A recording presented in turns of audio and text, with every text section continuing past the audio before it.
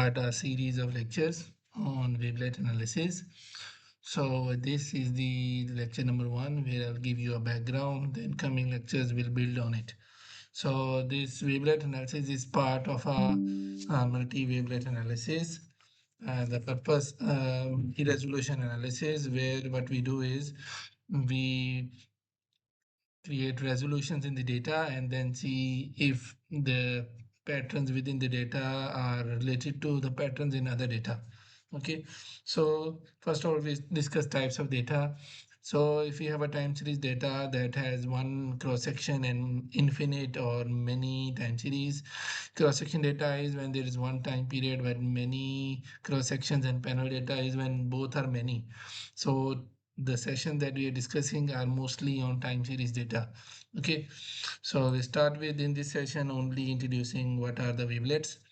Okay, so before that there are some key concepts: correlation, covariance, cross correlation, and coherence.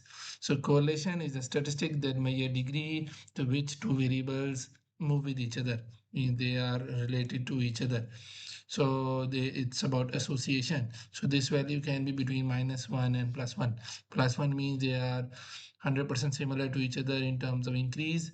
-1 means they are 100% inverse to each other. 0 means they are no association. Then there is covariance. Covariance measure how much two random variable vary together. So it's about their variation together rather than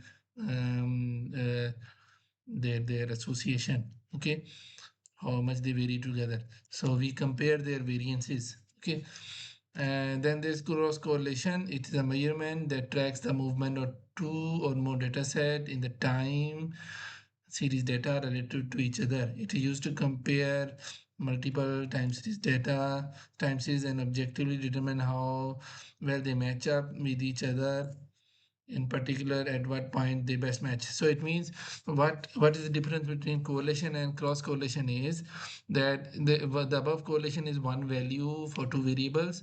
The cross correlation, what we do is we calculate the moving correlation over the time and see at which time period or which regime their correlation is very high, means they match each other. So this is called cross correlation. Okay, so you can see track the movement of two variables. So we plot the two data sets together and see when their movements are similar, or when we make 5 time period or some set of time period correlation and then calculate moving correlation and see at what time the correlation is highest or minimum in terms of negative correlation or inverse correlation. And then there is coherence. It is similar to correlation. It assesses similarity by looking at similarity to variables in the frequency space rather than time space. So correlation looks at the movement of the changes in the correlation across time, but coherence checks the correlation between two variables across its frequency means short term, medium term, long term rather than time period. Okay, so we will come back to these later on also. Okay, so other components are that when you see a time series data, there are usually four things in within a variable. First is called trend, which shows where the data is going, either increase or decrease. General movement. Then there is the seasonality, which looks at how monthly or quarterly the data is fluctuating. Then there's a cycle, where so it can be a business cycle. It can take 1 year or few near to 1 year to complete one cycle. And then there's a irregular or residual remainder. It's everything that is left behind is the short-term fluctuations in the data. Okay, so all of them are the composition form of simple time series data. So when we talk about the data decomposition, we try to find these four things. Okay, so these are four sources of changes within a data. First three are explainable. The last one is the unexplained or the error term. So let's say this is the data for Indian the stock market data. So I will explain the data later on also. So you can see there is some pattern here. There's an increasing pattern, then there is a dip, and then there's increase, and then some cycling. So if I use this UCM command in Stata and then use the data variable name, and then So it will split the data into original data, the trend, the cycle, and the residuals. So you can see the pattern. The trend is similar to the data. The smooth cycles are following the cyclic pattern.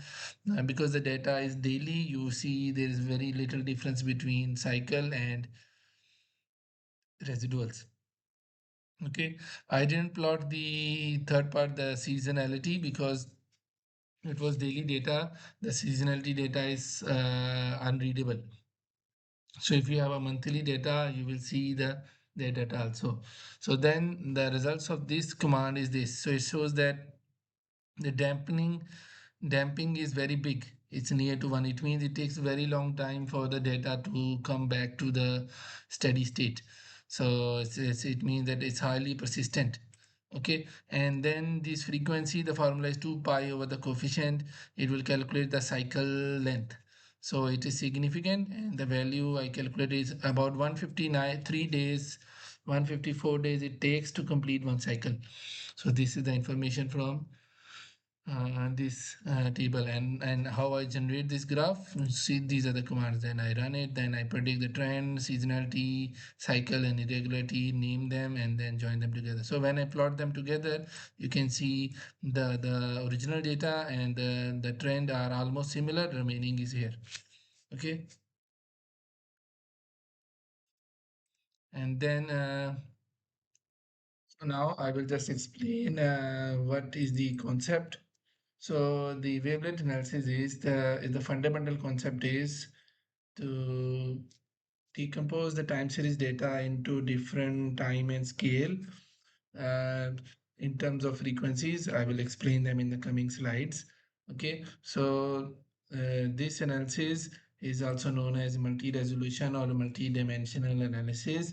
So in particular, interest have been given to wavelet analysis due to their ability to decompose any signal, means data has many types of signals, so it creates multiple signals into their time scale components, their flexibility to handle non-stationary data, and capacity to provide alternative representation of the variability and association structure of the variable scale by scale basis. So we'll cover that in the coming lectures also.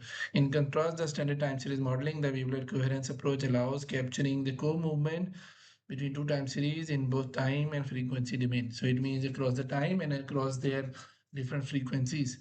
So I will give you this concept also. So for example, the wavelet transformation method that are discussed here is that there is a DWT method that's discrete, and then there's a maximum overlap discrete MODWT, and then continuous EWT. So because we are talking about these examples for Stata, so in Stata, the library that is available, the the library that we are discussing is um, the L wavelet library. In that, we will using MODWT method. Okay, so and then there are many more, like then there are more options here. So first we start with the transformation, then we discuss these more components later on also. Okay, so MODWT method will be used. Then there are multiple types of filter that helps you to create frequencies like Haar, Debussy's, Mexican hat, Simlets, coil fets, and Mayer. Okay, so if you look at the Stata, there are four available: Debussy's, least asymmetric, best local, and coeflet. So what we I usually do is that this example, we will be comparing all of them later on, but by default it uses the least asymmetric L8 method, LA8 method. Okay, so that we'll discuss when we cover in the coming slides or coming lectures also, because we will make short and to make it understandable. So these wavelet filters look like this. So these are the algorithms that pick up these patterns and then transform the data into. So what we have to do is we have to look at which one is the closest to this shape of the data and then pick that signal method. Okay, so usually Debussy's is more commonly used, and then there is the simulets. So it depends upon the nature of the data. So some of them are not common for science, social science. They are maybe for medical science. Like you go for heartbeat, you can use Morlet or Wavelet. It depends what you're trying to measure. So this was um, uh, s- uh, the slides part. I will just show you a few commands here. So these commands I used. So when you use the UCM, it will help you to understand the different parts, and then I predict the variations within the data and then plotted it. So what we will do next is in the next part, next session, I will try to explain the concept that we discussed here using the data. Okay, so be with me, and then we'll learn more processes. Thank you.